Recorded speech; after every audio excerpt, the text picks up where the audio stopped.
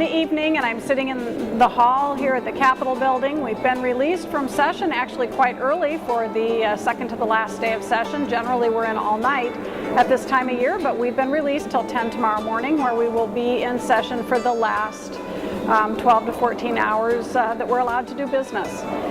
As many of you know, if you've been paying attention or read the paper, listened to the news, the governor was ready to negotiate. He even held out his hand at the end of last week saying, I'm willing to cut back my expectation for revenue to half the amount that I'd asked, and was met with a very loud and firm no. At that time, the majority party sent all of the bills to the governor as they were, and of course that included a cuts-only approach to the budget, which of course the governor isn't interested in, and it also, those bills all contained very serious policy that Democrats certainly, and I think most of the constituents certainly that I've talked to, are not at all interested in having in those bills.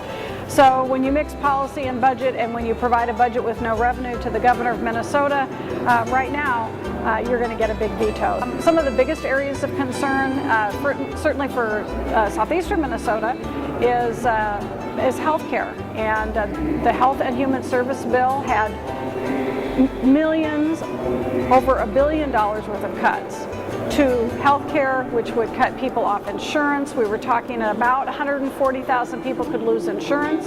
It would mean uncompensated care for the hospitals. There were reductions in rates and reimbursements. Our disabled, our elderly, our most vulnerable people were being hit again and again, not only in the Health and Human Service bill, but other bills.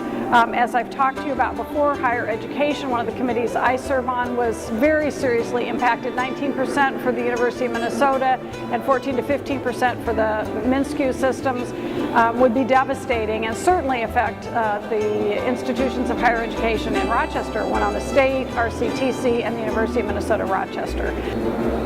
Another issue that we've been seeing here at the Capitol is, rather than being serious and trying to reach across the aisle and work together toward a bipartisan solution, is the lack of Democrats being involved in conference committees, the lack of pulling people together for discussions, but a real increase in very partisan, very divisive bills being put to the vote on the floor.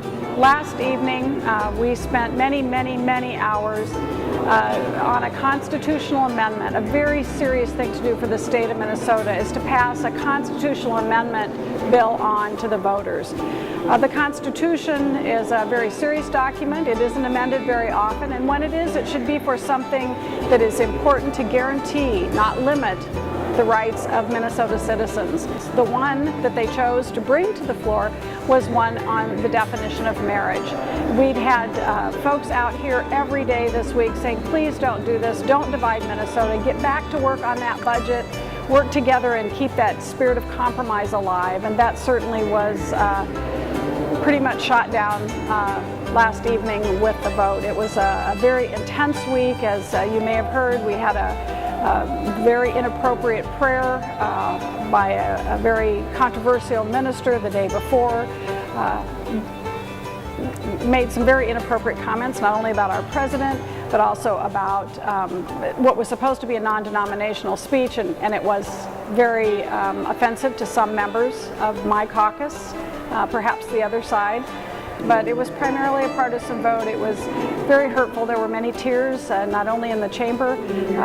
Some of our young pages, the young people who are particularly interested in this issue, were very solemn and in fact quite tearful at the end of the night.